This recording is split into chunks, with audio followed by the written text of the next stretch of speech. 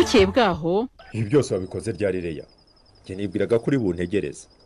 Nahise niyizira sinjya nkunda gupfusha umwanya ubusa. Sinanibwaga kugira n'urufunguzo rw'inzu yanjye ahubwo. Ndacyarufite rero. Nta n'impamvu yo kurugumana ariko we. Ntushaka uyu mugoroba urusige rwose.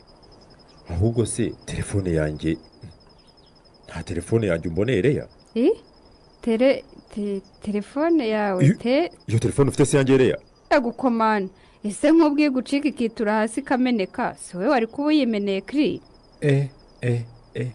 Leah, watinyutse ufungura WhatsApp yanjye? Njye rero sinkunda umuntu umvogera kabisa. Wari wabona mfata telefone yawe? Ariko nta niyo nakubujije gufata kiri. None se nkaho ufungura telefone yanjye gute ukinjira muri WhatsApp ukansomera na message utabifitiye uburenganzira bwanjye? Hako rero urakajwe n'ubusa kiri. Rwose telefone isonye indi ruhande WhatsApp itayifungura. Muri make ureba kuri telefone ikifungura. Nani mpamvu ariko numva rwose kurakaje pe. Wibigira ibintu bya danje rwose nta cyabaye. Ngo nta cyabaye leah? Nkubwira ko wamvogereye. Icyo nashakaga kumenya nakimenye kiri. Uti icyo washaka kumenya wamenye ni igiki? Ndiba, ndaroga, nagambaniye igihugu. Icyo wabonye kidasanzwe ni iki?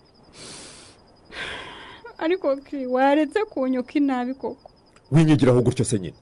Leah, uzwi ibyo ukoze bishobora gutuma ubucuti bwacu burangirira nkagucana burundu. Njye sinkunda umuntu umenyera bigezaho. Nta soni.